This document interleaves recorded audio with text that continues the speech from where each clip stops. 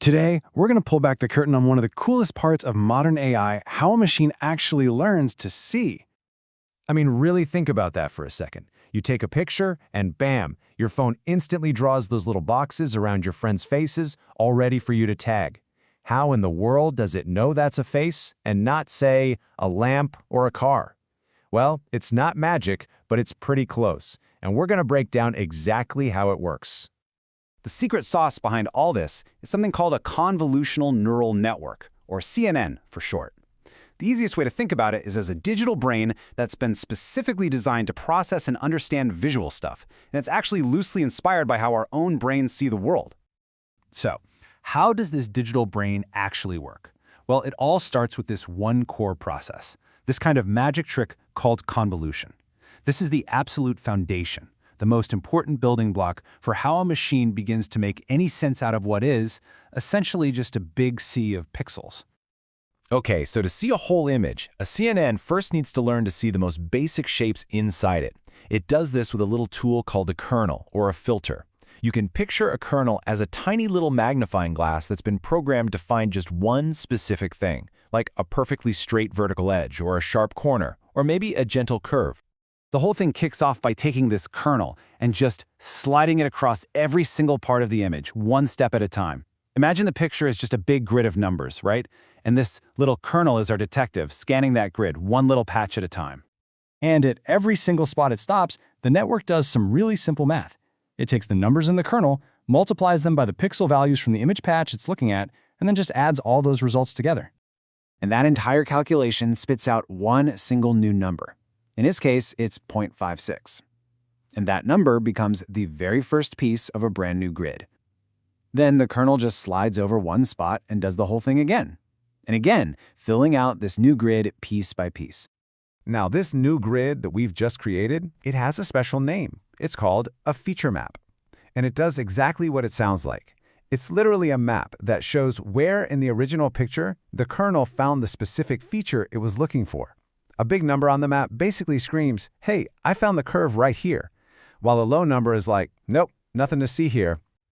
But just finding one simple edge isn't enough to recognize a whole face. That single convolution step we just saw is really just the first station on a much, much bigger assembly line. So let's look at how all these pieces fit together to build a full-on perception machine. Our assembly line basically has four main stations. First, you've got the convolutional layer where all those kernels are busy finding the basic features. Then that signal goes to an activation station, which helps the network decide what's important. After that, a pooling station comes in to simplify everything and keep it efficient.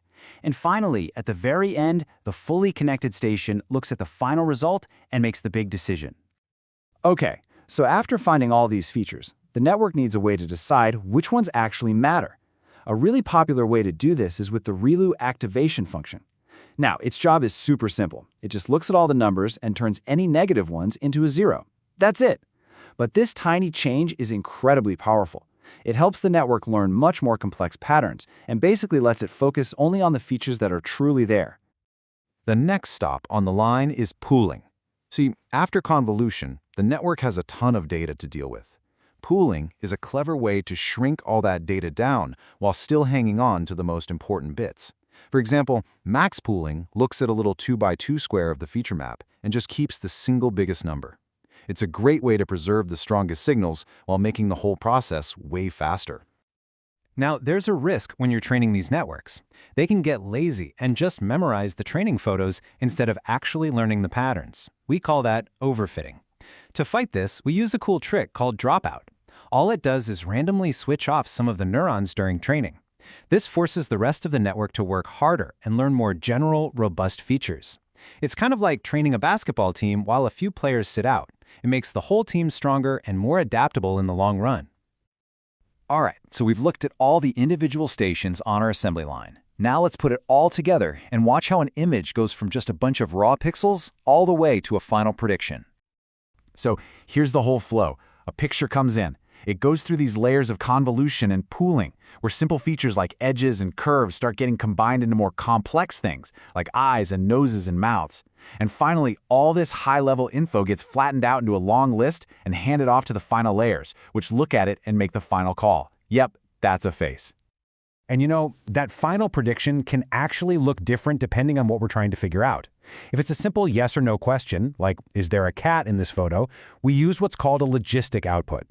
If we're choosing between a bunch of things, like, is it a cat, a dog, or a bird, we use something called softmax. And if we want to predict a number, like how old someone is, we use a linear unit. The end of the assembly line gets customized for whatever job we're doing.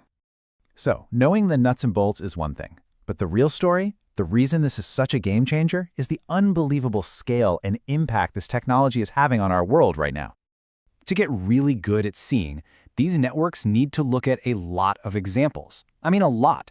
A pretty standard training data set, called CIFAR10, has 60,000 different images in it. And get this, by today's standards, that's actually considered pretty small. It's this massive amount of data that lets the network build up the huge library of patterns it needs to recognize things in the real world. And here's the real genius of a CNN, the secret to why they work so well. With older types of networks, bigger images would cause the complexity to just explode. But with a CNN, that little kernel is small. It learns one feature, like a vertical line, and then it just reuses that same exact kernel all over the entire image. This idea, called weight sharing, is what makes them so incredibly efficient and lets them scale up to handle huge images. And that efficiency has completely unlocked a revolution. I mean, the exact same principles we just walked through are the engine behind the photo tagging on your phone. They're what allows self-driving cars to spot pedestrians. They're helping doctors analyze medical scans to find diseases earlier. And they're even in those automated checkout lanes at the grocery store. It's everywhere. So, we've given machines a kind of sight, the ability to turn meaningless pixels into actual perception. It's pretty incredible. And it leaves us with this one final, huge question. Now that we've taught machines to see the world, what are we going to teach them to understand about it next?